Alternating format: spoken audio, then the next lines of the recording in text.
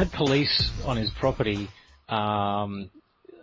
without a warrant, I believe. I'll get that quantified, but and then they didn't want to deal with Andrew anymore. They deferred to, they called like a psych nurse or someone from the mental health department to come along and assess him on his front lawn or whatever, and then take him into custody to the mental health facility in where was it again? Tea Tree Gully, or was it? Latrobe Valley.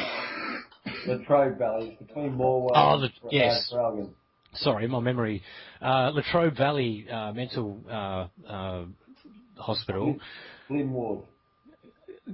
Right, and yeah. Have you had previous dealings with them at all, Andrew? I had been there once or twice already. It's only over the last 3-4 years since I started being vocal. So this started a while back. We were talking about this a bit earlier, just getting an idea of how this all went. And you say this goes back quite a ways, and it started with a beef, I guess, that a police officer started with you in response to your trying to report a crime. Yes. Did you want to sort of explain that? Because that's intriguing. So that's the root of the whole, what started the snowball. Yeah, so to speak. Oh, sorry. No pun intended. Look, well, it was probably a bit full at the gates for me. First time I've really had a camera handy and I've seen a police officer do something he shouldn't be doing. He probably didn't know, but his back tail light was out. And I took a couple of shots of him using his brakes with his back tail light not working. You had evidence. Yes. There you go. Well, I've had a similar situation. Like I've seen, I've been in Collingwood, and I've seen a cop do a pull in front of me, like turn a corner into the street I'm trying to cross. Doesn't let me walk. Then they do a U-turn right in front of me, and then go back up the street, and then park illegally on the corner on Smith Street to hassle some kids. And I think they just left the car there as well and went into some shop. But anyway, go on. Sorry, I see this sort of thing, and you think, if I had evidence, man, would I even report it? Because what's going to happen? And well, that's the thing, and it was December the 3rd actually, because I was coming back from the rally in Melbourne. There was a rally that fizzled out pretty much, didn't really happen. But I think I was had a bit under my bonnet from that, and just wanted to blow some steam off. And I was presented with this opportunity.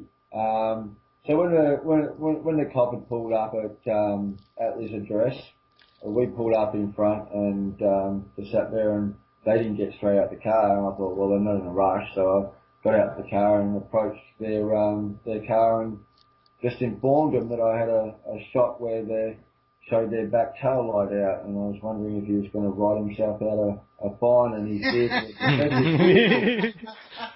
I just wrote myself a ticket. Cheeky cunt. Yeah, funny. They pretty much responded the same way as you guys did.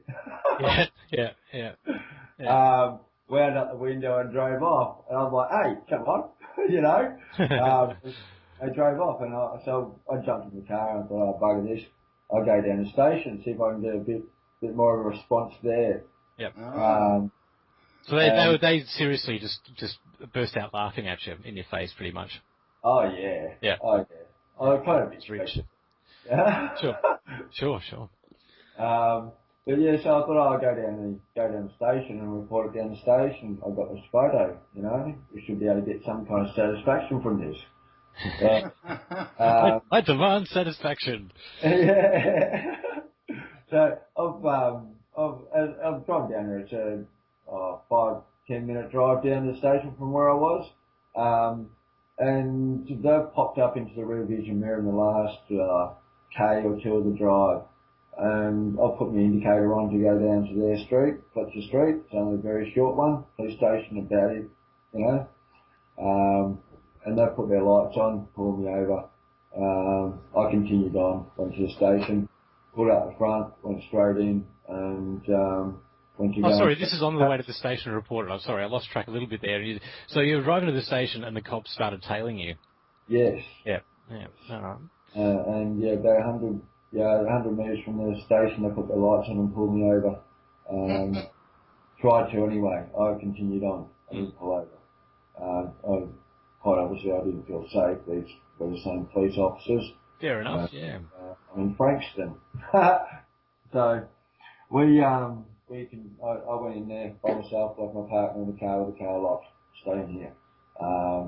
And asked the JP, who was on office at the time, to witness what was about to happen. He said, no, that's not what I'm here for. I said, are you under your oath? That's what you're here for today. And I walked over to the front yard, the front of the desk where there was a couple of people being served. I said, excuse me, I need immediate attention. I'm about to be arrested unlawfully and illegally. And at that stage I was surrounded by 4, 5 or 6 officers. Wow. Who took me into custody, and I was refused any more conversation at the front desk. I was taken into custody for about 15 minutes where they threatened everything to me, and I gave them no information, and ended up getting let out after about the 15-minute period. And on the way 15 out, minutes, was it? yeah, about that. Cool. They made me jump through a couple of hoops, or tried to get me to jump through a couple of hoops on the way out. They wanted me to sign for my possessions they'd stolen off me, and I refused to. So you can give them back to me, you've stolen off me. At that point, there was 12 officers standing around me, and that's not including the sergeant that was releasing me. So standing around you, you're saying that they were like corralling you, like like in a ring or something, or I was in the holding cells. Oh, okay, sure. I wasn't actually in a cell, but I was in that vicinity. Yep. And they were all within 3 metres of me. They were giving you a good scaring. Yeah, I think it was meant to be. Trying to, anyway, yeah. I had a bit of a laugh about it, said, there's nothing better for 12 police to do than to watch me be released. And so that was, what, 4 years ago? This was, last December. Oh, this was just last December, okay. Yeah, this is what started this incident of me going in this one time. So, that was Frankston Police Station? Yes. And they're, they're not very busy over there, or what? Apparently, a year or so ago, it was the highest place for car theft. I can't see it change that much. But are they busy about it? Good question. Obviously not that day. If they can spare 12 cops to stand around you and intimidate you for a while, then I guess they're not very busy. But sorry, yeah. So go on. They've got you in Frankston Station, and they're sort of standing around trying to let you know who's boss. Yep, and then we get into a smaller confined space on the way out, and before they were willing to let me right out the door, they insisted that I take a breathalyzer, and I refused to, flat stick. They wanted me to sign for that too, so that I wouldn't. I told them where to shove that. I said, I'm not being charged, you can get stuffed. If you want to charge me right here, right now, let's do it. But they didn't want to do that. They wanted to play their games behind closed doors, so to speak. So I refused to give that, and then I walk out the door, and they let me go. Tried making a complaint right then and there about what I'd gone in originally too, and they told me I'd have to come back some other time to do so. Called up a couple of times after that, but refused to do it. Anyway, they sent me out a summons to court, what were they charging you with again? That was with assault, 2 counts of assault for that one, sorry. Yeah, that's right. Okay, so that was a different situation, or like you're telling me about that came about from hitting, slapping a car. That came about from when I apparently stopped them to tell them that they'd had a tail light out. What? Oh, that incident. Okay. Yes, they think I slapped the tail. They think I slapped the window or something like that. I may have at one stage tapped on the window when I first approached the car. So this, That was what caused assault. yeah, apparently that's assault. By touching a fucking vehicle. Look, it blew me away, you know. I had Those cops are insane. cop cars are people too, you know. They have rights. Criminally insane. Yeah, corporation and cars. That's what we need to protect with the law. Yeah, obviously need protection, don't they, these cars? Obviously need more protection than me and other drivers on the road behind him who may not see his light. So we'll be clear about this. You did not touch any of the officers involved, or voluntarily or otherwise. You never touched each other. That is. No. Yeah. So I mean, my first thought was, you defended, you tried to defend yourself, or your head got in the way of their fist and their fist hurts. It usually is. But it wasn't even that. It was you tapping their car or something. Maybe something like that. Yeah, no, nothing like that. And it wasn't with a. Maybe they consider that the car is an extension of their body or something. We got cyborg cops, man. Yeah, cyborg cops that are. I'd hate to see what happens. The cop car's like their spouse or something. Yeah. You kill the car. What's it going to be? A murder charge? So what they didn't? Yeah, exactly. So we're not talking about property damage charges. They're actually calling it an assault. Yes. Two charges of assault, one for each of them. Apparently I hit them both with that one tap on the window. That's amazing. So, all right. So that's the. Have they got any proof? Well, that's what I was going to go and ask, and also I was going to ask the judge for his proof of authority. Yeah. I'd just go for the proof of injury and stuff first. Well, this cuts out a lot of issue. There's a lot of issue that comes in when you walk into court because we all one big issue is the word of a cop versus yours. Yes. That's a difficult one. Also, evidence is. You always have to challenge once you go into a court situation and you enter into the dock. Alright, and that's something we'll move into anyway as we get through the interview. Sure, so we'll fast forward to where they turn up at your house. I had a court case prior to that. Okay. Right? I had a court case in Frankston to answer for those charges of assault. I've turned up on the court date. How long ago was that? Sorry, quickly, Andrew. This was April, I believe. April. Okay, yeah, a few months afterwards, yep. Yep. So I go to the court, turn up to the court on the day, and there's PSOs everywhere and private security on the inside. I put my bag through the thing, they run it through, they see a camera in there. Well, you can't take that in here, they say. I said, this is public property, isn't it? Yeah. Oh, it's scheduled public property. I've been through all that. I've been through it, yeah. They don't want to hear it. It's not the people's court. And also pointed out that the PSO's jurisdiction by their own handbook ends at the car park of the train station. Mm-hmm. And they still wanted to push around jurisdiction. The local police, I went back over there to question their jurisdiction over this, and he referred it back to the junior PSO officers. The legal heads, eh? Yeah, and I said, I'm being denied my justice and someone is going to be held accountable for this. I have names. I went back and took some photos of the PSO officers, the PSOs who would stop me from entering the court. I got another summons to a court date in Curran Borough. And me and my partner went down there for that one. And this one doesn't have the security Frankston does. There's no metal detectors or anything like that at the front. We walk straight in. The magistrate's called Andrew Snowden, and that's who's on the charge sheet. And you'll notice that on the charge sheet, the name's written in capitals. Mm-hmm. Do your viewers know about capitalist dominions and corporate law and the entity it's created at their birth?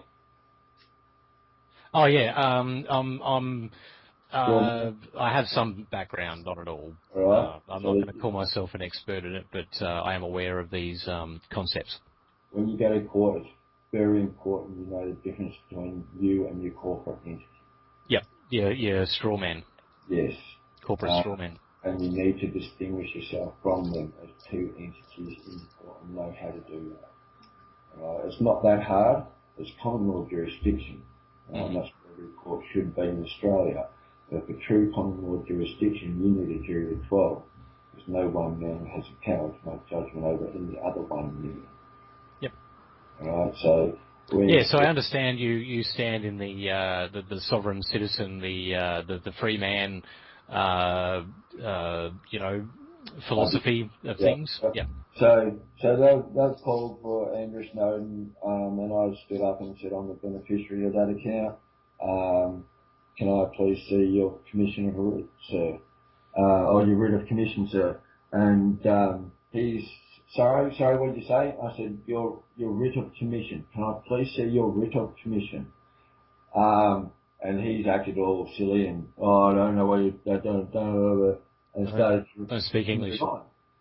And I've asked him again, nice and clearly, excuse me, sir, I would like to see your writ of commission to prove your jurisdiction in this court. And I was told to be ignored, and he tried moving on to the prosecution.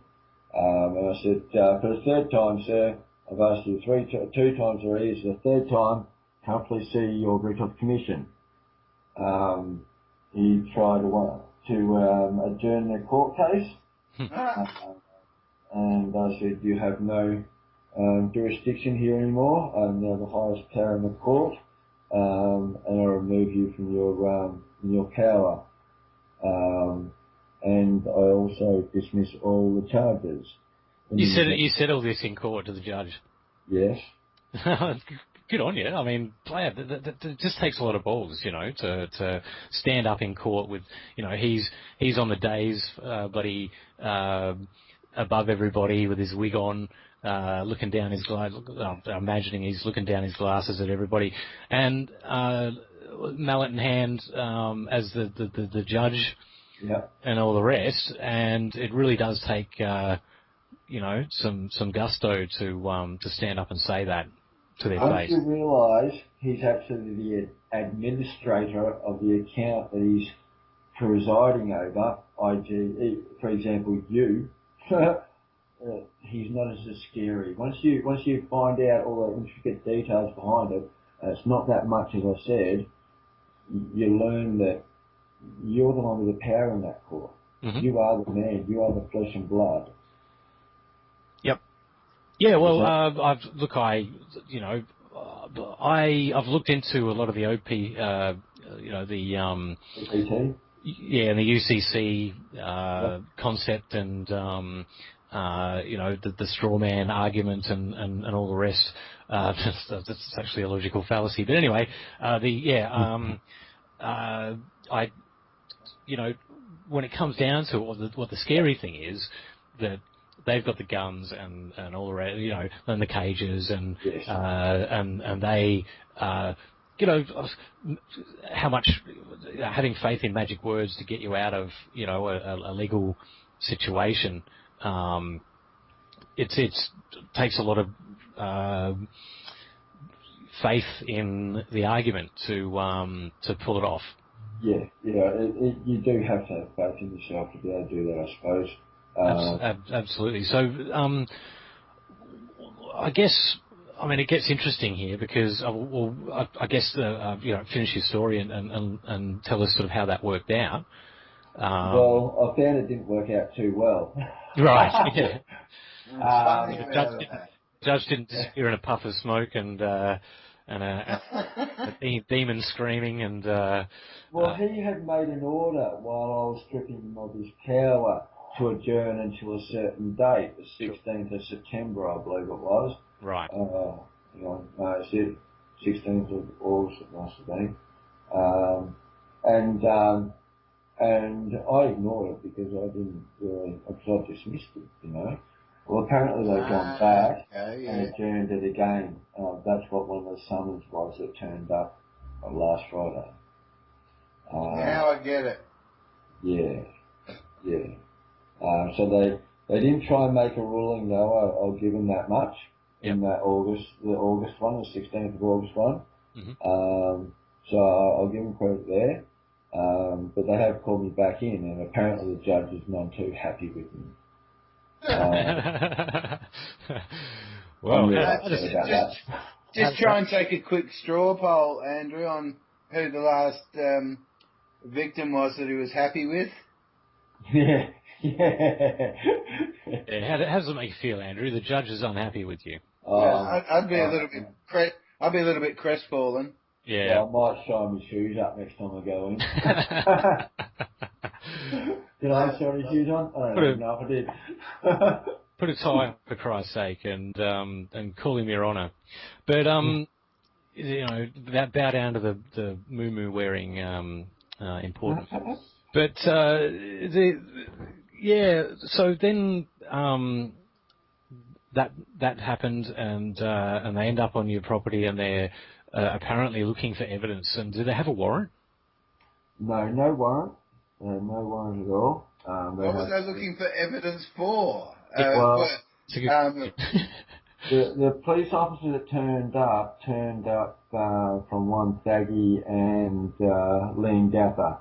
Now there must be at least 5-6 stations between here and there at least. Mm-hmm. A 45-minute drive to the nearest one of them. Instead of my local station, which is 5 minutes down the road.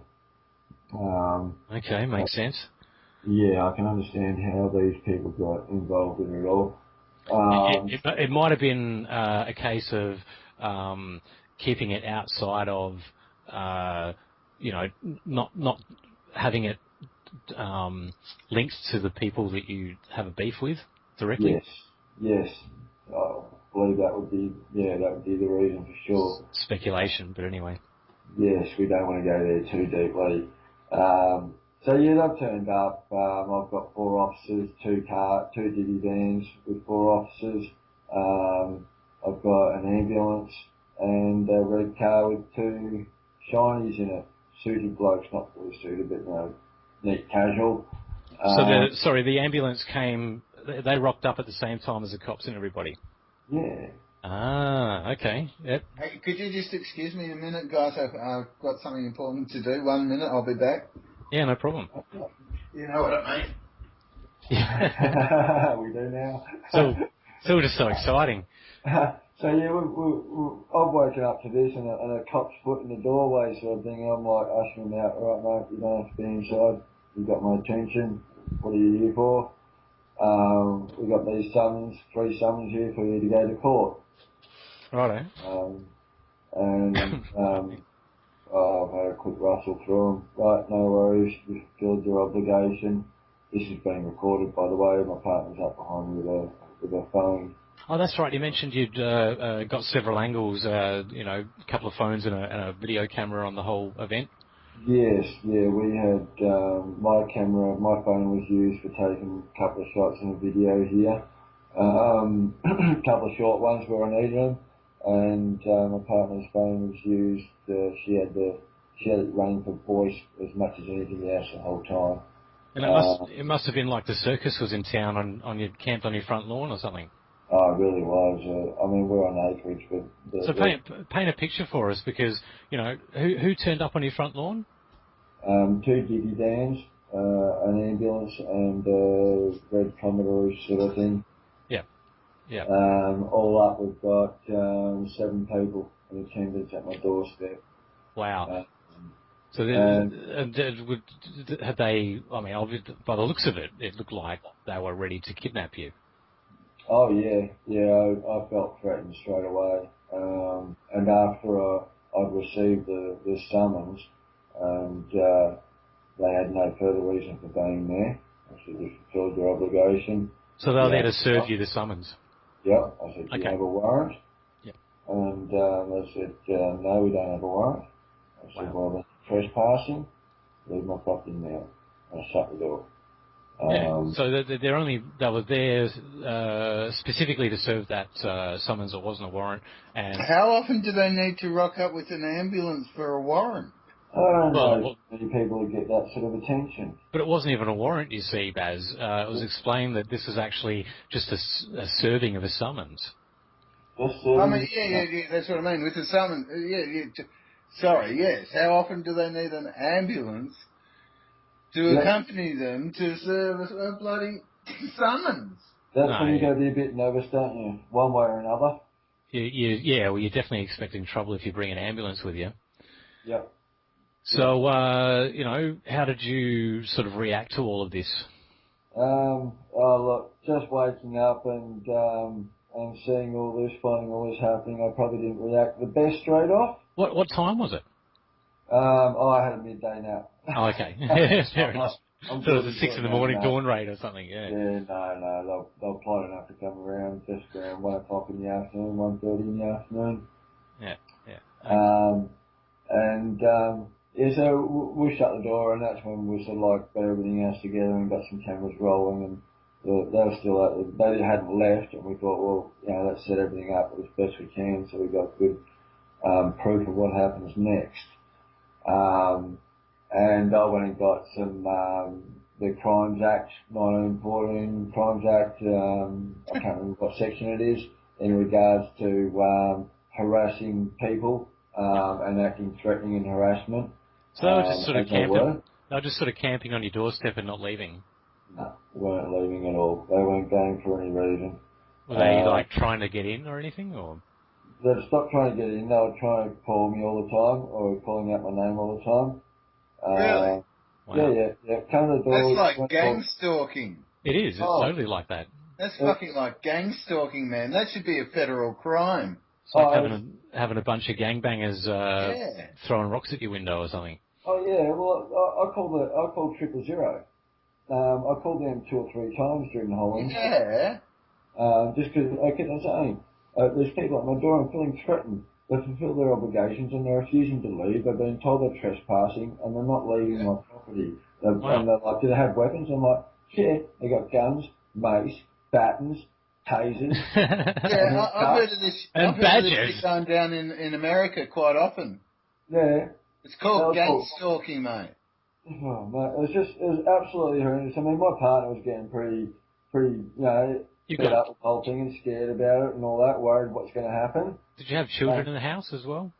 Thank God the 8-year-old wasn't in the house. Her 8-year-old daughter, I'm glad she wasn't here. Yeah, well, that is good. So we pointed out a couple of facts that they were missing. Got I can't remember the act for trespassing, the court case that happened, precedents. Mentioned that. Mentioned that I just kept on saying you're trespassing, get off. This lasted for about an hour and a half, at least an hour and a half, I think.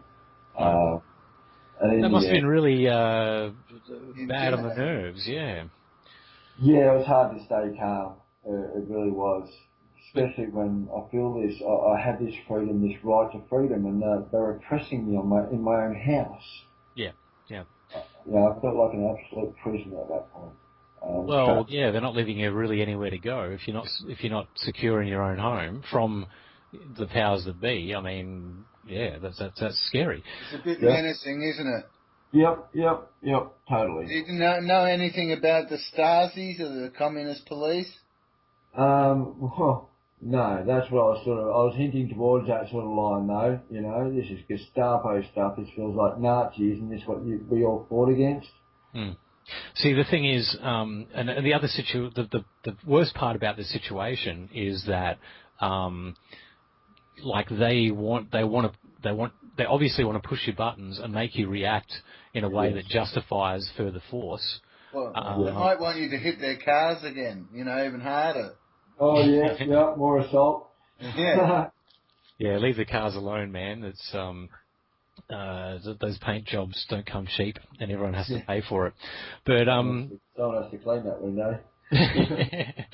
But they that's the situation you're in, where you've got to keep your nerves, stand in your own right and try and not empower them further by reacting the way they want you to. And do you think that you held out okay, or did you crack, or it's completely understandable, of course, if you lost your cool. Apparently I got loud enough for him at one stage. Yeah. Raised your voice or something? Yeah. Well, in your own home. Not that you're not. Yeah. Not that you're. My own land and property. Yeah. Well, of course, after an hour and a half, where's it expected to go? I think everyone in my suburb would be, under suspicion of that at some time or another. Yep. Yeah, losing your cool because you're being trodden on. Yeah, that's the passive aggressive sort of things they do. But so then they ended up taking you into custody. How did they sort of manage that? Because you were supposedly behind your door and telling them to go away. Yeah, look, I was up to the point where the doctor or the psych nurse said, we're going to use section, I think it was 10, of the Mental Health Act, and take you into custody. And I knew once I read that, I couldn't clean right at the door there. I'd lost all hope. That's when they take you no matter what. And they told me they were going to knock down the doors, and I didn't want to leave my partner with a house that was no protection of it, Sorry, what are you saying? That they took you and they occupied your house to look after your wife? Is that what you're saying? No. Sorry. I didn't want them smashing down the door and leaving my partner with me. Oh, sorry. So I I basically said that we're saying you're crazy because of these words here in this book. Yep. And if you don't agree to what we're saying here, we're going to bash your door down and terrorise your whole house. Yep. For your safety and the public's, of course. Yeah, of course. That's the basic clause that they got me under. Well, I guess that's what they call serve and protect. You could even hurt yourself. So they've got to battering ram your door down and create a violent situation to help you. But non-violent situation. Yeah. So look, this is the mentality. The Mental Health Act in Victoria and a lot of other states in Australia. I know that in Victoria it's crazy. Like it's way more power than anyone should have. And I had a look at the Mental Health Act. Hearing about you being taken into custody that way, I went and had a look at the Mental Health Act in Victoria to sort of have a look at the criteria on what they can actually take you for and all this sort of stuff. What triggers this presumed right to kidnap people? Yes. And because it's done without due process, 100% at this point. Well, usually it's surrounding medication and stuff, Andrew and David. I can't believe this that you've not even been on any previous medication or anything, and that you because of this court appearance. Yep. That's I was on no doctor's order and no psych order to have drugs. Yeah. No medication even. No. Or evidence of a mental illness. So yeah. So who contrived to get the medicos in on that? I would have presumed it was the local sergeant. What about the judge or something? Yeah, this is the thing. Like, they're supposed to. I don't know. I didn't get to reading the whole act. I was just looking at the criteria and a couple of other things, and who's the ultimate decision maker as to whether you first of all get made involuntary, undergo involuntary treatment, and two, whether to release you or not. And it's basically the chief psychiatrist of any given hospital, public hospital that is, and. The criteria. The thing is, in the criteria, they make very clear why reasons they should not, section you, and that is religious and political beliefs. That should not in any way, or actions, or etc. There was other things as well, but they're the most relevant ones here. Like, it is illegal under that Mental Health Act to take someone in on the basis of their political or religious belief or practice. And that pretty much sounds what's going on here. seems to be, it seems to me like a vendetta more than anything else. Yeah, that's why I asked where that was coming from, if the judge had anything to do with colluding with getting a Mental Health Act people in on it, because that's extrajudicial. He's kind of gone out after the case and arranged it to get you in for this hearing or whatever. Well, that's the thing about this. It didn't require the judge's signature at all, so he didn't need to be brought into it whatsoever. So it was between the cops and the hospital, basically. Well, so the cops and the psych nurse. Psych nurse before I got to hospital. I don't think the hospital really had any conspiry in it or anything like that. They acted pretty much. Well, I use the term broadly, I suppose, and maybe too broadly, but yeah. Well, I'll tell you about that story anyway. So the process basically is from the time they take you into custody at the hospital is when your 24-hour period counts down from. That 24-hour period, they have to get an assessment of you. Okay, so they can hold you for 24 hours, and then at the end of that 24 hours, you have to have been assessed. Yes. By a qualified doctor. Head doctor. Yes. So, drugged or undrugged? Well, I wasn't drugged the whole time except for the very last day, and I'll tell you about that as we approach it. Okay, so undrugged at the moment. Totally undrugged. I was taken to the hospital in the back of the ambulance from my house. In the process of me giving myself up at that point, my partner follows out to the ambulance just to take public record of me going into the ambulance. Right, so it was all seen, all videoed, all public record. Very good. They took exception to her taking a video record of them, and two of the biggest ones went and assaulted my 5-foot-high girlfriend and threw her to the ground. Wow. Yes. When they ripped the camera out of her hand and nearly broke her thumb in the process. She was very they really, really, really hate you recording their crimes, though. Oh, yes. Well, what happened next was quite funny. As I'm getting put in the back of the ambulance, I've told Piley to make sure you get a receipt. Get a receipt for that camera, sweetie. You see them just go, oh, shit. Yeah. I didn't realise what they were doing, but they've looked down, just started deleting everything that I had taken. Yeah, I'm actually surprised that they followed through with their actions despite being recorded. I would have thought that would have been a bit like holding a cross up to a bunch of vampires, but that didn't stop them. No, not at all. No. So yeah, they've got the camera. They obviously thought that was the only camera that they needed to get, and they've deleted the camera, all the footage off that. The footage is being sent off to a recovery place. Yeah, right. Hopefully it can all be recovered, but we're still waiting for that to see what happens. That's exactly what I was talking about last night on Facebook, my friend, about saying doesn't do to get too smart with these critters sometimes, because they're not very smart themselves.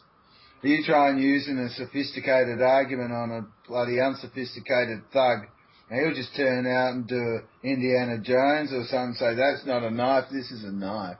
Well, the biggest, one of the other problems we had, they're going to have is the fact that for a long period of time, or a period of time, Kylie was behind me with her camera recording me on my camera, on my phone, she was on her phone recording me on my camera recording them. So there's proof that the camera was used. There you go. Had plenty of footage on it. So if we don't recover it, there's always that. Yeah. At least you've got the evidence, that the recording was taken, and let the record show that the footage was deleted and confiscated, and got to give it back with no shit on it, and here's the bill from going to get it recovered, and here's the footage. Yeah. It just all stacks up, and that's the thing. You got to think, what can you prove? Yeah. That's all that matters. And, it's a great thing to... Did they have to prove anything about Andrew to do all this to you? Of course not. Not yet. Oh, okay. Yeah. Okay, sorry. Right, so we get to the hospital. I was thinking it might have been equal there somewhere, but no. We get to the hospital and the cops have a doctor come and say, oh, yeah, look how wound up he is. Yeah, we'll admit him. Into the hospital from the emergency ward. We've got a fresh bed for you. Oh, So that was all right. They send 7 bullies around to a bloke and terrorise him and his family, kidnap him and take him to hospital and say, look at him, he's a bit upset. Yeah. Well, what's wrong with you, man? Getting upset like that? Crazy stuff, man. So yeah, raving. It really is all this. It's Keystone shit. It's sort of like Steve Irwin. Look at this. If you poke him with a stick, he'll get really angry. Crikey, did you see that? That was worse than I expected. He's got obvious anger. He's got obvious anger issues. He hates being provoked and harassed and all the rest. Yeah. But yeah, so okay, they decided that you were delusional, had anger issues. What was the deal? What was safe in the streets, not safe to myself or to people around me. And that was about 6:30 on Friday night. So they had till 6:30 on Saturday to get a psych doctor to me. And I got seen by some bloke who pretty much saw me, spoke to me for 2 minutes. 2 minutes? And 2 minutes, and made his evaluation that I needed to be assessed for longer. How many questions did he ask? Half a dozen. Do you hear things? Do you see things? Do people talk to you that aren't there? All of them sort of real whacked out ones that I normally laugh at and giggle. I find them a bit insulting that time round. Yeah. What was that one? Last one, sorry, Andrew? I found them a bit insulting this time round. Oh, yeah. Mm. So we end up saying, right, Monday morning you'll get another assessment, or sometime Monday you'll get another assessment. So he had to knock off for the weekend and go play golf. Yeah, and have a nice meal at home and sleep with his wife. Right. So you can. That sounds all timed to perfection, man. That was deliberately to roast you for the weekend. Yeah, I believe so.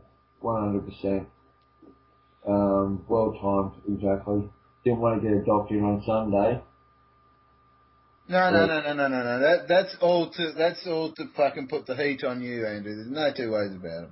Yeah. So Monday morning comes around and I get a new psych doctor turns up. Bloke called Mark. Won't go into last names. Mark is a bit Gestapo at me and questioning why do I, what do you think I'm in here? And I said, well, I think I'm in here because I believe I'm a political prisoner, quite honestly. And you can see the eyes roll sort of thing. Oh God, here we go, Loopy. Cuckoo, yeah, right. Oh yeah. And he had the Gestapo 50 questions for me, and I wasn't allowed to put much into context. And he had it all figured out at that point, I was pretty sure. I gave him a couple of references to look up, as in like the contradictions, part of the Constitution, Section 109. Any law that contradicts the Australian Constitution is false. Did you ask to see his jurisdiction? No, I didn't. And I wasn't actually about that in the second one, believe it or not. But yeah, and he went into me questioning judges and all that sort of stuff too, and thought that I was a bit cuckoo. Questioning authority is a mental illness, didn't you know? It has to be. Yeah. They actually have a word for it. It's oppositional defiance disorder. All right. Yeah, they'll actually, slap that on people and kids for being odd. For questioning authority and, not doing what they're told and things like that. I'll serve you for having a political opinion. Well, yeah, you could put it to that. I mean, yeah, how much political opinion, isn't it? Well, it is, and yeah, they're obviously mischaracterizing that as being some sort of disorder. Dude, yes. But that's all very convenient because yeah, look, there's no.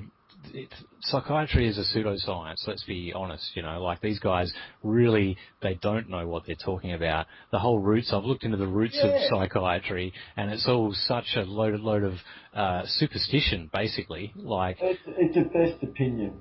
It's an opinion, a good opinion at best, an educated opinion. And this is the problem that we, that's directly affecting you here, is that the Mental Health Act is driven, all the decision-making power over your person is based on an opinion. Yes. A professional, a government-paid opinion, by the way. Yes, because he was a resident doctor of the facility, Flynn Ward. So he's on the government payroll, using his opinion as legal force over your freedom, basically. My free will. Yes, 100%. And so this guy becomes, in essence, a god, in some manner of speaking. Within the ward. Yeah. Within the law, this absolute power, and this is the problem we faced on the outside, thinking, well, you look, if you understand like sort of how it works, that person is the person that needs to be convinced, and if they're on the payroll, then how far can you push the issue? Well, there's quite a few problems within the system now. I don't hold a great hate for the psych ward, and I'll tell you that flat out. The psych ward has its issues, and they're pretty numerous. But I don't think any of the individuals working within it are doing anything on purposely, I hear this from others that have been inside, and I've known quite a few people that have had the journey. And it's not Stockholm syndrome, I'll make that clear. I didn't empathise with them. I made that quite clear that I wouldn't be friends with them. I didn't want to, through fear of contracting other mental disorders like Stockholm syndrome. This is purely based on fact and fiction and what happened in my case, because when when Thursday came around and I had my second evaluation with Mark's come up to me and actually told me I won't be the one assessing you today, he says. Another more senior doctor will be coming in to assess you today. I felt like I'm getting a bloody royal run around here, they're just palming me around, stuffing me around here. Continuance going to get me the best, fastest result on someone's opinion. Well, each time you get a new person, you've got to tell them your story all over again. That's right, back to square one. It's like when you get a new case officer at the employment place, or what I call the job police. Yes. Yeah. There's two main problems at the core of the mental health issue, right? And the first one, and I think I've said it before on air, and that it's run in such a way. Well, first of all, anything that is involuntary is not helpful.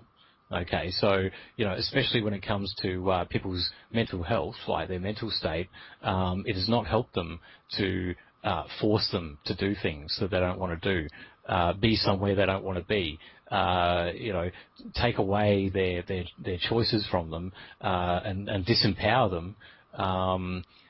Even I'll take it as far as dehumanisation. If you're taking away people's free will,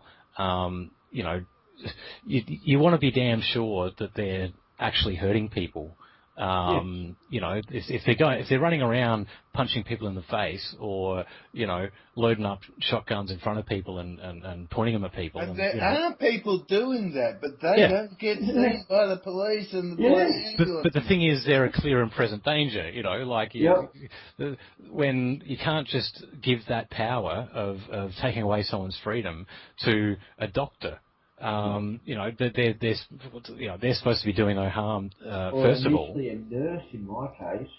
Yeah, and they're initiating force, and that's wrong. It doesn't help the patient, the so-called patient. It doesn't help anybody, and it makes the world more dangerous because people go inside of these places, and they actually, in a lot of cases, get worse because they're dehumanised there. And there's never going to be enough money to make it work properly. And that brings me to the second point, which is that anything that government runs, anything that is publicly run, turns all the incentives around from positive to negative. All the incentives are generally negative when government runs it. I felt like I was almost required to become well adjusted to the inside of the hospital before they were willing to let me go. You had to resign to their point of view. Is that what you're saying? Right. Yeah, to the point, Wednesday night, I actually had a pretty hard night and didn't basically speak to anyone for a 12-hour period, which isn't like me. And that is basically Soviet-style health system, like it's if you ever look at how the Soviet Union ran their mental health system, it was all about you're crazy if you don't accept the system. You must, if you're not going to conform to your allotment in society that we've determined for you, then you are out. You need to be reprogrammed, re-educated, and that's what they use the mental health system for. You're crazy if you don't want to do as we tell you. Yeah, defying us is crazy. And, how dare you question it? Even not even have to defy it, just question it. So that's got to be pretty hard on the brain when you're inside of that, and you kind of have that realization that this is what these guys are trying to do. They're not trying to help me at all. Or did you speak for yourself? How did you sort of? I closed up pretty much. Dave, a friend of mine, Dave, came around and saw me, and I barely noticed he turned up, and he was gone before I knew he was there. I didn't find out realise until a lot later he'd sort of been there. And my partner had called the next morning and sort of woke me out of this, dreamy state I was in of what the hell am I going to have to do to get out of here? See, I have a basic food requirement of just wanting to eat real food. Apparently that's quite an odd one too. I don't like preservatives in my food. I cook everything myself. What were they trying to feed you there? Well, they didn't even know, which was quite amazing to me. Well, they couldn't describe it to you. Well, I asked them, is this genetically modified? Well, I don't know. Gruel. It's gruel. Has it got preservatives in it? I don't know. Yeah, right. Shit, if I was at the supermarket, I'd be able to read the ingredients on it, wouldn't I? By law. Yeah. You're forcing me this without letting me know what's in it. No, I don't want it. So I had some food brought in through friends and that, and basically ate my own meals the whole time. One of the things I was saying for keeping me in was, you're not eating, and you're refusing medication, and you're refusing to get your obs done. So that Thursday morning, I thought, right, I'm going to become your well-trained little bloody circus. If that's what I have to do to get out of here, I'll become your well-trained little circus dog. Yeah, right, yep. So I went and had my blood drawn. I went to the drug dispensary place and said, right, what drugs am I on? They said, you're on no medication at all. So there was no medication lined up for me I could possibly have had, apart from a temazepam to calm me down. What? So they were trying to get you to take drugs that you weren't scheduled to have, or? I don't know. I think it was just an excuse that was being used within there just to shut me up when I was asking why am I in here still. They were making themselves out to be victims or something. Well, as if you're doing the wrong thing. You're not eating. You're not doing this. Why are you the only? Do you think you're special, sort of thing? Why are you treating me like this? yeah, that's why you're not getting out. Why do you think you're not getting out? You're not jumping through our hoops. You offend their hospitality. Yeah, they obviously thought the same as me at that stage anyway, at bare minimum, because that's what happened. I went through and jumped their hoops, and Mark's turned out that morning, the psych doc, and he said, look, you're going to be seen to this other, more senior female. And he must have approached me at that point, he approached me with almost a smile on his face, like friendly, Hey, how are you, mate, nice and easy going. And I thought, geez, he's had his happy pills. I thought it could go well, And he must have approached me another 2 or 3 times before the actual interview happened. Just, you remember 3:30 we're going to have this nice little chat, and is it all right if I sit in with you? And I'm thinking, oh, God, this is, totally different bloke. This is really, I've got high hopes, this is good. He's read something, he's learned. Don't tell me. No. Then we get into this interview, and this other psych doc, this higher ranking one, is just nasty female. Oh, absolutely. She was, look, honestly, drop dead gorgeous, really nice, pretty thing. Had the most improper short skirt I've ever seen in my life for someone in her profession, and kind of made me feel a little uncomfortable for all that. But the interview went on, and she asked me all the, do you hear voices, do you and then we've gone to the you question authority. How dare you question authority sort of thing? And I'm like, well, wow. In the end, I said, this is a political view I have. Did she call you selfish? Well, almost. Yeah, right. Okay. Just something I've heard before, but go on. Every implication, but actually saying it. And it was getting quite full on the way she was actually going at me. And I said, I'd just like to point something out. You are aware how America started and formed, aren't you? Here we go. It was through open rebellion. Ah. It was a political view. Apparently the Constitution allows everybody to do it again if they have to. But and it encourages it when tyranny strikes. Yeah, well the funny thing is, I'll just put this in, that the Constitution, it's not the Constitution that gives people the right to rebel and replace the government if necessary, but the Declaration of Independence and the Constitution actually gives the federal government the right to squash rebellion. So anyway, just thought I'd put that in. But we have our own Constitution, and not many people. We do. Yeah. We need to start learning that and realising it. There's only 28 sections in it, with a couple of amendments and an oath and an affirmation at the end of it. Mm-hmm. It's not that hard. We used to learn it up to 73, I think it was, in our high schools. There's no excuse for it being removed. It sets forth our rights in there. It tells you that Magna Carta and common law have jurisdiction. Yep. Yeah, that's right. I think people would do well to have a look at that, and I don't know it off by heart, but I have had a look at it, and it ain't that bad. I still find it as an arbitrary contract piece of paper that was signed, by a bunch of people, back in 1901, and Yep.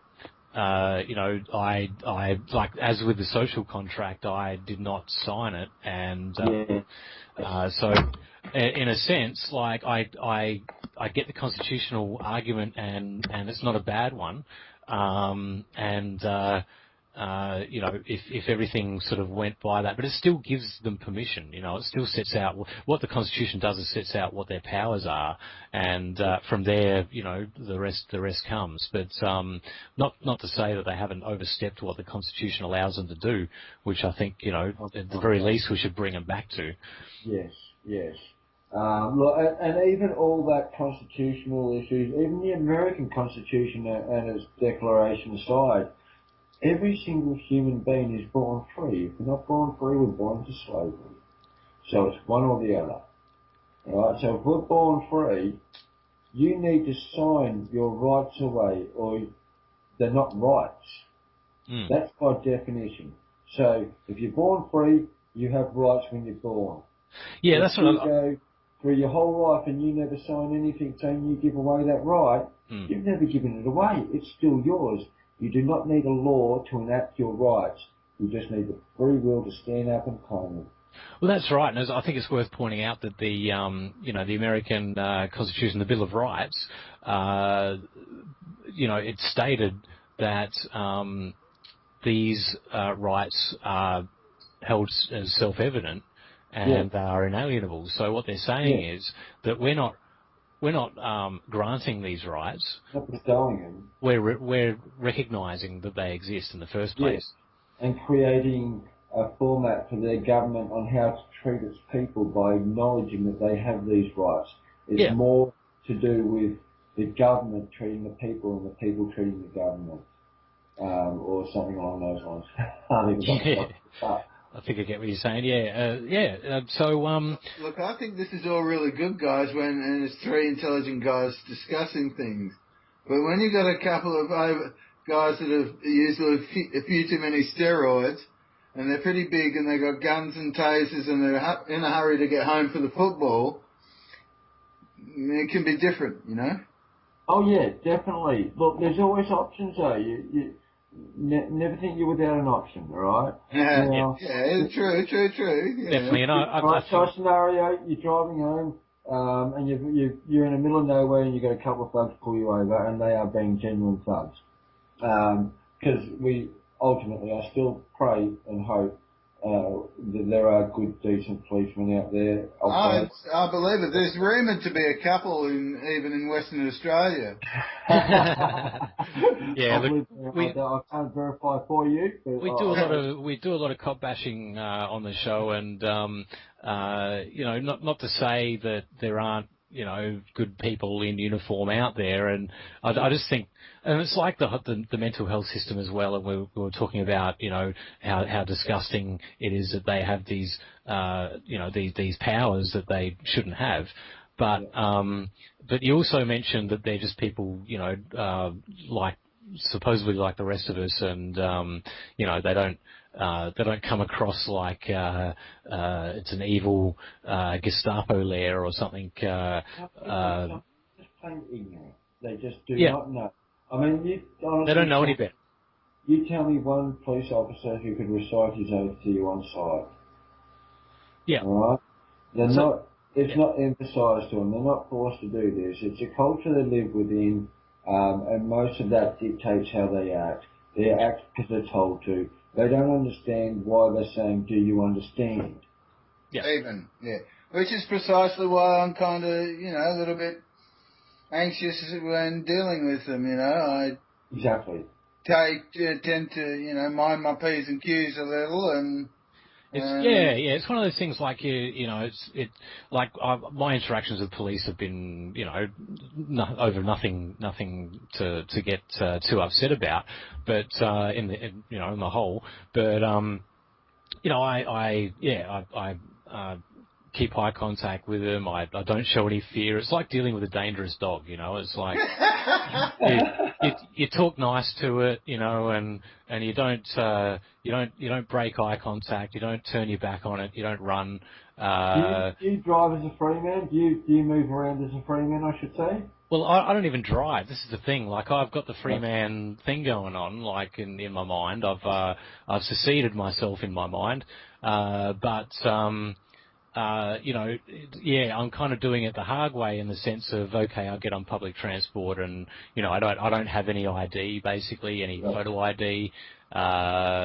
If they want, I've got a Medicare card type thing. If a pub asks me for ID, I say, do I look 18? I've got grey hair, dude, and I'm older than you. if they press the issue, it's like, well, I just don't want to do business with you, so I'm leaving. Yeah. I don't care enough. That's all fair enough. Yeah, it's basically saying to me, I suck the state's cock, and I don't need your money. That's what they're saying to me. Yeah. Yeah. Now, look, as a person moving around in a vehicle, I don't carry license or any photo ID or anything like that. Yeah. I just don't have any on me.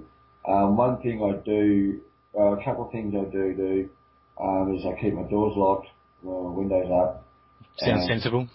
And I also keep a dash cam on hand at all times and running the whole time I'm driving. Okay. They're too cheap these days. So you drive unlicensed? Do you have plates? Yeah, I leave my plates on. I Okay. leave my plates on for one reason. That's to hold me accountable for any job I do. Yeah, someone was talking about. Oh, actually, I was listening. It was from your interview with David. Yes. Talking about putting a phone number up on your car instead of a license plate, so at least you can be held accountable for your driving. Yes, that'd work just as fine. And then you probably wouldn't be held under some kind of fraudulent or deceitful sort of action. They might try and pull over you for keeping the plates on. But I don't know. Look, there's things that need to be tried, and it's all new for so many people, and things need to be tested and tried, and we need to come up with scenarios all the time on how to deal with things. Now, if I've got an aggressive police officer and he's at my door, I'm not going to push the point to the point where my window gets smashed, for example. Well, this is the thing. Like, There's no point in that. I don't blame anyone for complying out of because of their threats. You know what I mean? Like, self-preservation is no sin.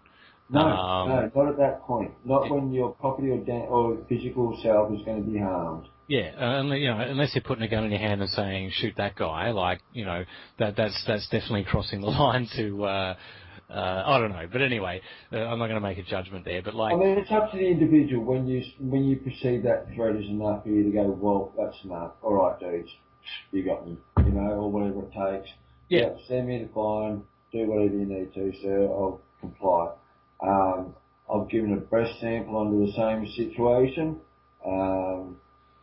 My stepdaughter was getting quite upset in the back car, thinking that they're going to come shoot and take me away. So I complied with the breath test under strict realisation to him that I was not happy about it.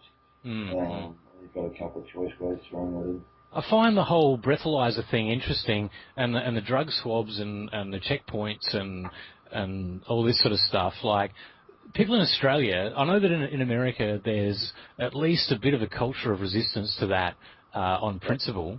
Automated policing, checkpoints, like there has, one of the things about freedom is the freedom of movement that I think is really important.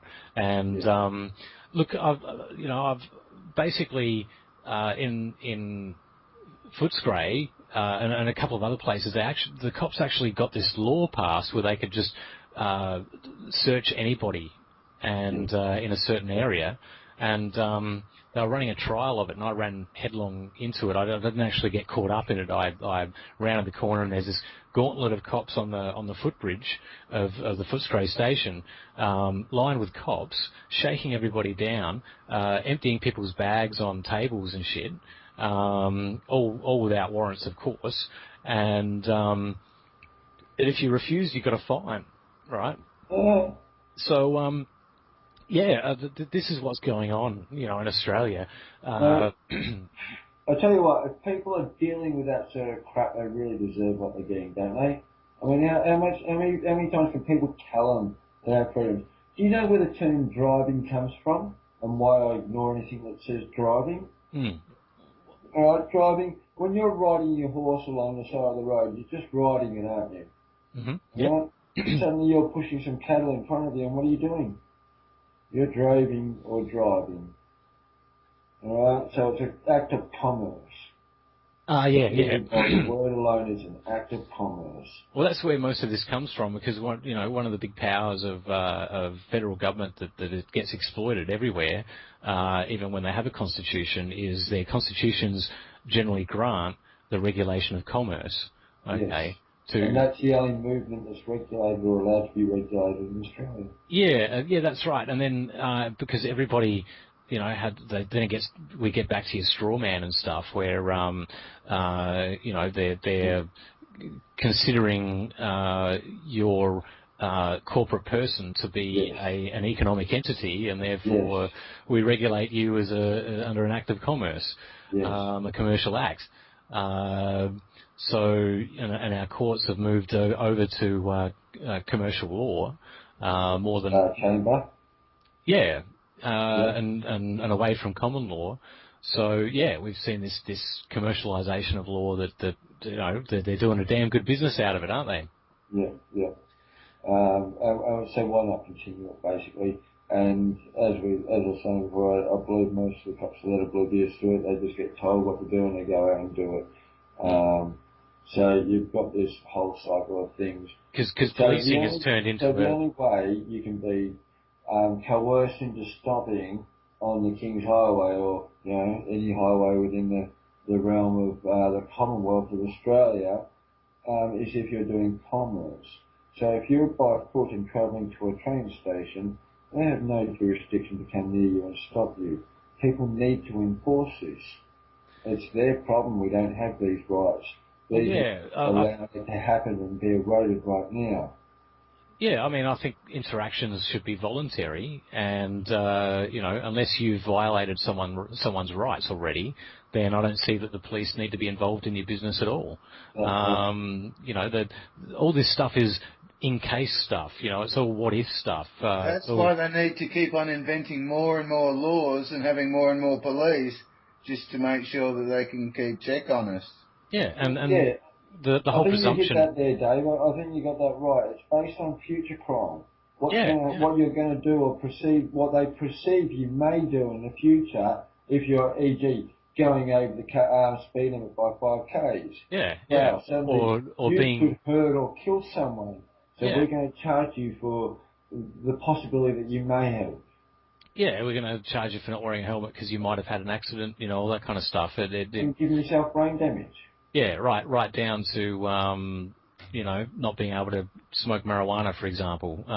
It's all a precautionary, guilty until proven innocent situation in law now, and this is all accelerated since 9/11, and we're finding ourselves more and more having to prove that we're not criminals before the fact. Yep. I find a funny thing with all this. I mean, we're basically considered. We're talking along the lines of this government is basically a consensual government. We've recognised that, and basically most of its laws are based on consent, and most people don't understand that. You have to accept the law, and then it has weight for you. It's not a true law; it's statute. And it's hard for people to get their head around because we elect these people and they sit in the legislature and they make laws, there's this idea that they're representing us when they're making these laws, but nothing could be further from the truth. I mean, they're just they are like in ancient China they coined the term legalism, where basically you would have so many arbitrary laws that it didn't matter what you did, you're a criminal anyway, and you can, it's up to their discretion as to whether just turn yourself in, basically. We're here. It's arrived. It comes around in cycles, it seems, and it's so easy to get all these laws made, but it's so hard to get them repealed. And as you say, that they're really based on consent. Anyway, the presumed consent is voting. Now, that another interesting point about voting. I mean, it gives what they do legitimacy. Yet people, feel that they're, it's their right and their duty, their hard-won right, and everything that they vote, and I think it actually undermines your personal sovereignty. Well, that's it, exactly. It does exactly that. And they actually give you the right to not vote and ignore the government 100% in one piece of legislation where you can be exempted from voting on religious reasons of no one has the right to stand between you or no one can be forced to put someone between them and their creator or God. Man, I knew it'd have to be, filling out a form and telling the government what I believe. Yes, but you can do that. But keep in mind, once you have that piece of paper, lawfully, who can stand between you and your God? You've got that from the highest authority in the land, the government. Yeah, yeah. So once you've got that... What if they don't recognise my religion? What if they say, nah, you can't you made that up? Or is it just conscientious objection, like war, the draft or whatever, when you get drafted for war? I believe it's religious beliefs. Okay. And strictly only religious beliefs are mentioned, I believe. I haven't seen the actual passage, but this is what I've been told. Fair enough. It's their rules. Yeah. So I'd like to apply for just shits and giggles and say you're Christian. Who has the right to... No one can discuss that. No one can tell you you're not. Did you hear about Edward Snowden's international free man passport he got made up for him? No. Oh, well, apparently. Oh, I have heard of an international passport, but... it's I don't know heaps about it, but yeah, apparently they're getting handed out, and they're kind of, in a sense, homemade, if you know what I mean. They're not like affiliated with any government. Yep, I have heard about them then. Obama has one. Email Putin, Andy, and get yourself one quick. I have no will to leave this country or register as a citizen anywhere. I haven't registered to vote since the early 90s when I was lied to. And I definitely haven't paid tax to them either. So getting back to your situation, how do you see things panning out? You've just moving forward, as Julia liked to say when she got you got released a couple of days ago. When was that? Monday. Thursday I got released. Oh, Thursday, yeah, that's right. 6 days I did in there. 6 days. Time is an abstract thing to me. Yeah. And they're, what's the next thing? What are they? Put you back to examine you, or the doctor's requests, not orders, were for me to see the psych doc, the high up one, the female one. Yep. The one with like the short skirt. Yeah. She's gonna mess with your head a bit.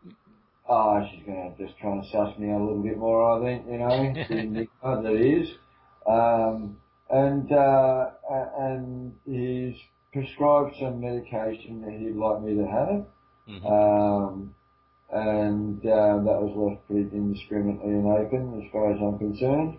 I wonder if she's got like a tick pad box with how many times you look at her skirt or something. Anyway, sorry. I didn't look just in case. The trap, don't look. That's right. And the final request was for me to not wear my camo pants when I approach police. He gave me some alternative colours. Is that in case you sort of blend in with the environment or something, or you trick them? Yeah, in case they lose track of you or something. Yeah, they think you don't have any legs. It is a nice light yellow colour would be a better colour for me. I should try that. It's less confronting, he says. Righto. Wow.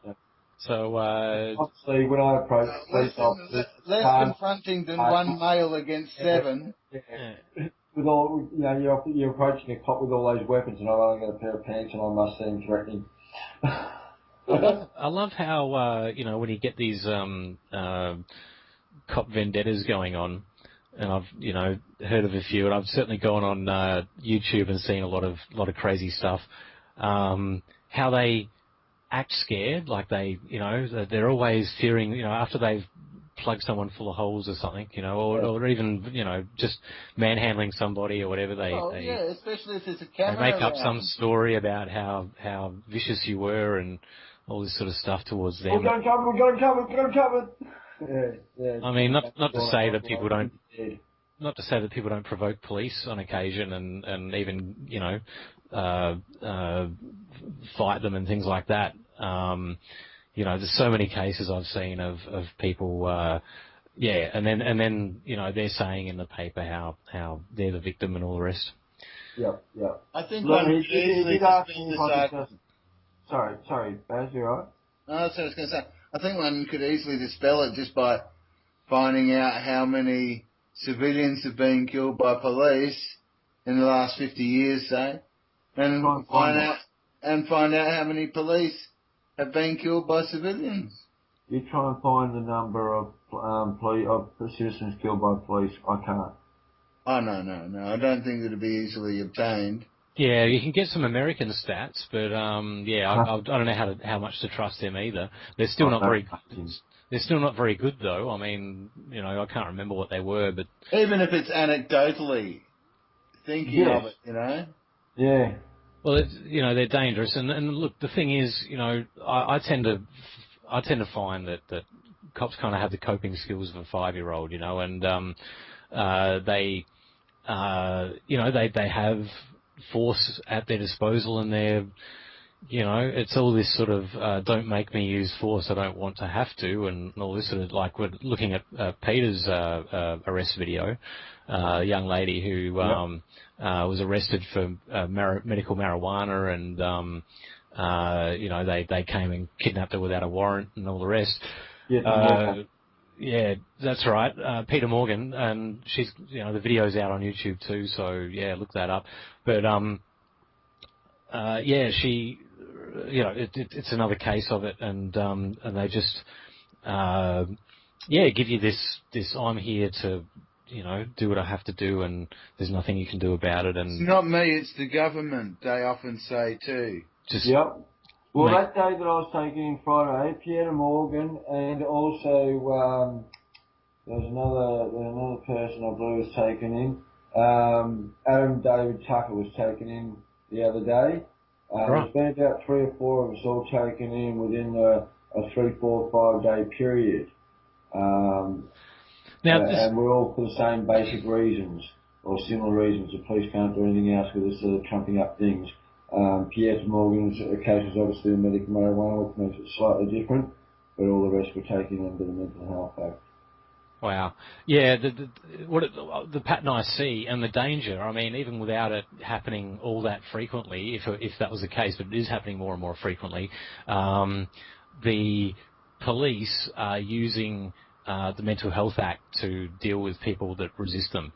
Well, look, I've got a friend here that's been a friend for a couple of months, and his parents are using the mental health establishment to discipline him. He's about 27 or 28 now, but he's been in and out of this facility about once or twice a year for the last 6 years. Yeah, right. Right, there's things that can be done about that. I mean, just a few weeks ago, he was just lying in bed at his mate's place, and the police came around, and he didn't want to go with them, so they put him in handcuffs in his bed and took him away.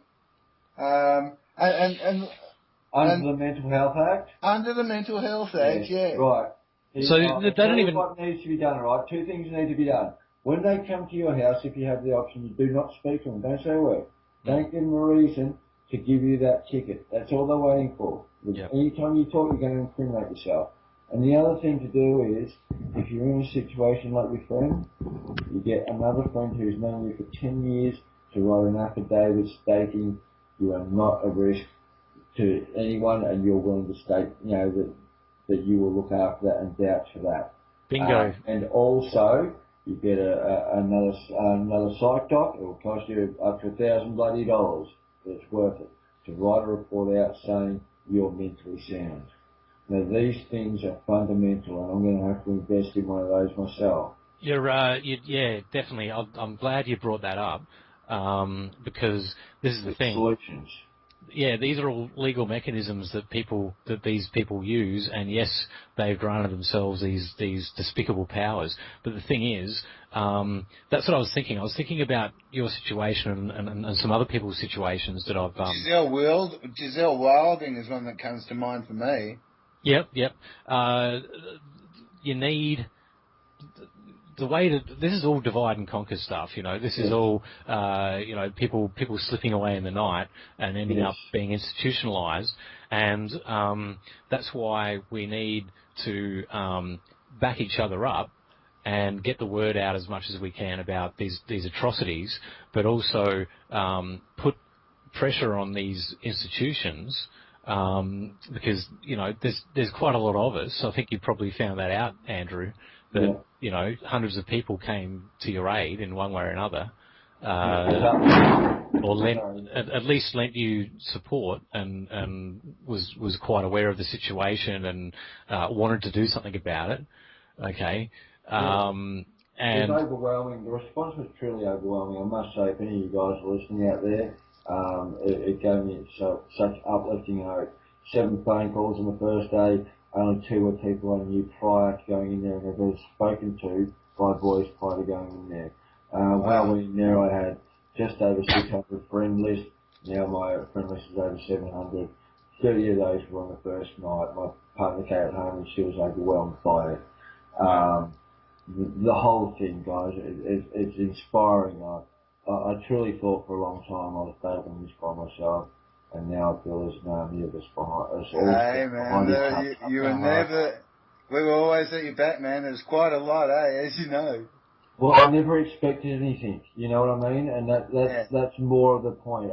You expect to get sort of quietly forgotten, hey?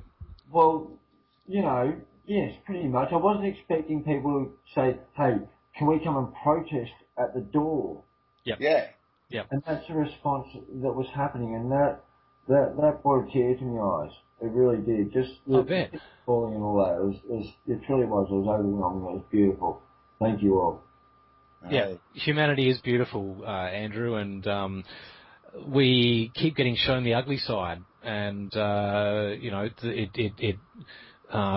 it kills something inside a lot of people, and they kind of switch off.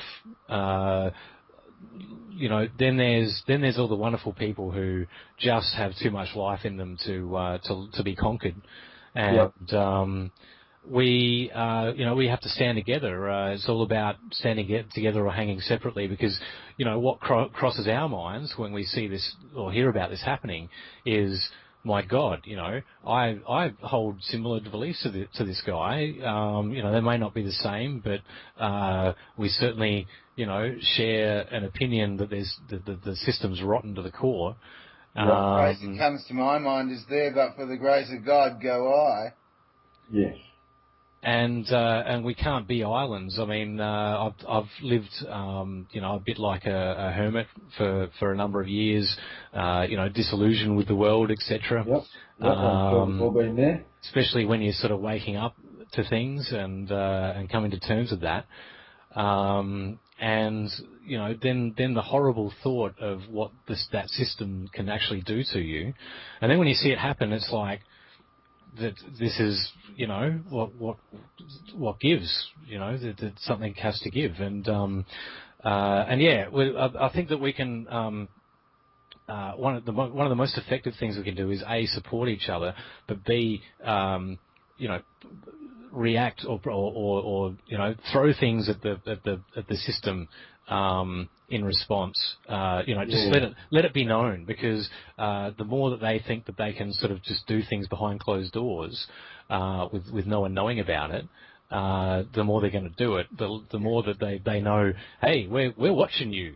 We've got our eyes on you, and we got a list of names, and we're working the machine to we're doing what we can to bring it to you to account. As well as the other thing is adding.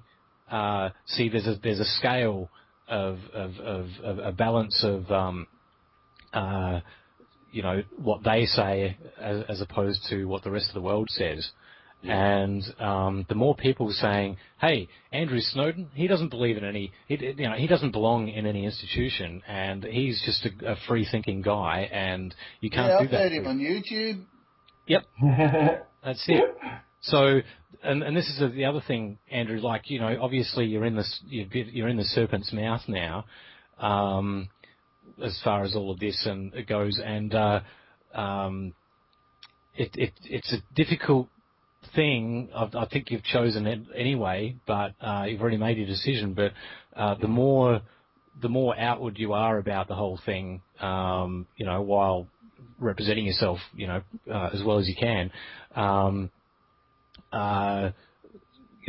the more this is known about, even though it's a bit of a personal thing, and you don't want your personal life affected too much, but the safer you are, is what I'm saying. In a sense, like the more people that know the deal, the numbers, yes, definitely, and know who Andrew Snowden is for who he is, as he represents himself.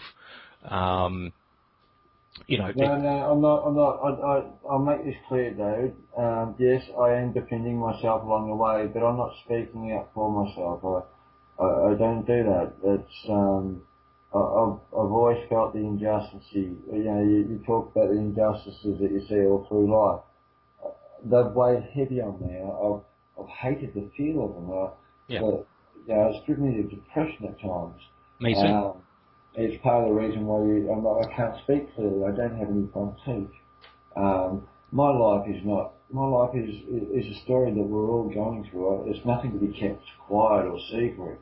I don't believe in privacies and hidden information. No, I'm doing this because I want my son, if no one else, to be able to walk free down the street. Yeah. I think you've come to the point with it. And the world, not just Australia. Yeah. That's why I love our slogan, Andrew. Truth will overcome tyranny. Yes, and it's the only thing that will. It is. It's the only thing. We can stand and talk, we can stand and fight our individual battles and all that sort of stuff as much as possible, but unless I can get that voice out there, and unless every other freedom fighter can get their voice out there and we can all be heard, we start getting that forum. That's when people start listening and start thinking for themselves. It's all about sowing that seed of interest to the person, whatever it is. And get Look, people, this is going to save your hip pocket. This is going to save your freedom. Whatever it is that appeals to the individual, get it out to them. You could be living in a prosperous society where everyone's doing rather well for themselves. Free energy. Free energy. It goes on and on. And there's no need for money. Money is a fictitious thing. It's not needed. And most people are going to hear that and go, "Whoa, shit! What did he just say?" All right, but I've made choices over my life, and I've not always taken the top dollar, and I've done that for personal reasons. And it's not about that. It's purely about the fact that money is just not bloody well needed. The only thing it creates is greed. It doesn't create anything else. When you got money, you need to spend it. You've got options. You've got things you want to buy. Jones has just bought this. You've got to catch up with it. It's all of that. It's want. As soon as you got that money in your hand. If we didn't need for want, there'd be no need for money.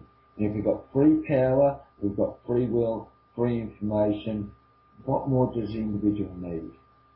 Yep. Oh, I probably have a slightly different opinion on money to you, but as a principle. But I certainly agree that people's priorities are being warped and artificially moulded by the system we live under, and money plays a big part in that. It's used as a debt trap. A debt trapping tool, You look at the nature of how money is created through out of thin air and lancet interest. Every single dollar that enters the economy, your signature on the loan paper, actually. And exactly, that's what generates the money. That's the what's backing it, and so and that's all complicated. But the thing is that. I think we've we're just so heavily propagandized, lied to every day, put through the education system, and churning out, regurgitating robots, and people who defer to appeal to authority all the time. And Look, I suppose what I was getting to was the point that we seem to figure that because someone went through a lawyer's class and went all the way through university and passed with flying colours, that his time is now worth $200 an hour. But the person picking up poo for the neighbour next door, his time is only worth $10 an hour. Yep. That lawyer doesn't want to be picking up poo for the next door neighbour, does he? Well, that lawyer has. I reckon you'd pay someone $200 to pick up that poo. Well, he probably would, and the thing is that he'd probably pay someone else, which creates employment or something. But the thing is that the lawyer is basically. The paper gives him the entitlement, if you know what I mean. He goes through the process and, okay, this is what I'm worth now. And the thing is that lawyering is a cartel. It's a legal monopoly. Yeah, based in the bar. And they're running a little racket there, So it's not as if we have a free market in law, you know what I mean? You've got to go through all the proper indoctrination. You end up really serving something that isn't what it seems to be, and it's all about putting people through court. I mean, they're just extorting money out of everybody. It's just a big business. Yes. If we can change, at least take back the courts, that'd be a good thing. I mean, I've seen paperwork that tells us that JP Morgan and Chase own our magistrates courts, which means any time you go in with a complaint against a bank, you're not really ever going to get a fair trial because they own the courts. Yeah, some company called Liberty Group owns the county court in Melbourne. Right. And they're like all, it's just bankers, man. We'll chase that back to see where it goes. I bet you that ends up at Morgan's or Chase or Rothschilds. Yeah. I think Rothschilds, but I'm not sure. Yep. But that's the game at the moment. It's mega global banks printing money out of nothing and buying the world up with it. Yep. So you know about our treasury and who owns and runs that? Yeah, but pretty much. If your mind is fresher, you might want to fill us in. Well, our treasury was enacted through Parliament. I'm not sure the timing. I won't even give a date. But when that happened, it was the International Monetary Fund that basically has propped up a bank in Australia and been given the rights to print money for Australians at interest, which is what creates a slave system, the interest that's added onto our coin and onto our labour. What a scam. Yes. It's amazing. This Reserve Bank, this private internationally owned entity, Reserve Bank, prints money, as I said, at interest. It also sets our interest rate and also sets our inflation rate. Yeah, controls the quantity and the value of money in the country. Yes, the flow of it, and we have no control over that whatsoever. We don't even have the right to audit the Reserve Bank of Australia. Yeah. That's how little control we have over it. We can't touch it, we can't do anything to it. It's, part of the whole. Yeah, part of the whole business of international settlements, central banking conglomerate. Yep. And the Reserve Bank is a private holding within that structure. Now you know the only countries that there's only a few countries that don't have a Reserve Bank. Well, yeah, the ones we're invading and bombing and stuff. Yes. And, pointing guns at and saying they're big pariahs on the world stage. Yeah. Yeah, so, that's right. I mean, you know your stuff, Andrew. I've seen your stuff on Facebook, and yeah, you know, us truthers got to keep on truthing. That's it. Cause, been great chatting to you guys. Yeah, it's good, man. It's getting on 2 hours now, so I guess that's just about a whole show. Yeah. Oh, wow. It's amazing how it flies. Oh, it's been great, man. It's been great talking to you and getting the lowdown on how this all went down, and you know, it's just got to stop happening. Yeah. Keep in touch. Yeah, send us an inbox with your with the postal address, and I'll send you a cap, Andrew. Sounds good, mate. Yeah, have you got a big head or a smallish one? A biggish or a smallish head? Smallish head, I think, mate. It's not too big. I don't know where the brains come. They just... They're just crammed in tighter. Yeah. Efficient use of space. Oh, it's been awesome, Andrew, and it's good that you're in high spirits, and it is, yeah, fully. You know, they haven't deranged you or something. No, like as I said, the response and the outcry of, you know, the injustice that everyone felt at that time was overwhelming, and I'd be a fool to let that wash past me without taking some on, wouldn't I? It's good to see the human getting put into humanity. Yeah, that's fabulous. Really great. Thanks for talking with us tonight, Andrew. My pleasure. Thank you. I enjoyed every moment of it. Thanks, mate. See ya. The time to show and prove has arrived. The father of the P has informed us that graduation is upon us, and in doing so has enlightened the flow. Yes, the shuttle has made a few new stops, allowing personnel to increase and further increasing the competition among us. In our ever-growing responsibility as carriers of the grooves that touch your soul, we find that it ain't easy being a digi, but we must carry the way a long time. I come with the ills on the reels, I fizzle with the dope shit. Niggas say, oh shit, another digi out the woodwork. Never thought it could work, but fooled you. Ooh, you wish you had a group like this that make look like this, but get the boot like this. Foot extended, toes in your rectum, so next time you see you'll respect them. I set shins and kicking shit mode, and when I drop the flavor, it'll be a shit load. A pit and a black hole is where I come from. Believe it, breathe it. Some lungs you got. Yeah, we be clocking, knocking in the late misbehaving, paving the way, saving the day, playing the way that we play, like you into the game you was viewing, pulling the funky beats slay, witness the fatness, the way it's like the world to wear Atlas, reading between the lines and you'll find we've been carrying the way a long time.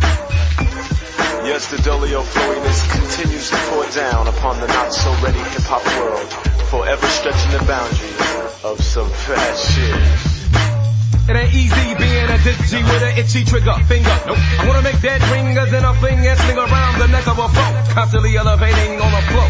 I feel like a steel belted radio tire, cause I'm wired when I roll and I'll be never folding in phlegm. I'll be coughing up an offspring. I'll be part man / part thing, a wing ding on a flip. Yep. So I'm flying shit, plus I'd rather die than rip with a loose lip clip. So he be trying to innovate, the men don't rate me under a 3. But I got a PhD on how to pick apart a motto. Fresh off the D-flow scuttle, a hobo with rebuttal. Shot G got locked in key. You know we carry the way. Yeah, the funk shall flow on, for the bombs that we drop will continue to creep beneath your skin. Yes, people, again, it's time to jump up and tell us, who do you believe in? For we are deaf, dope, and blind to all who oppose us.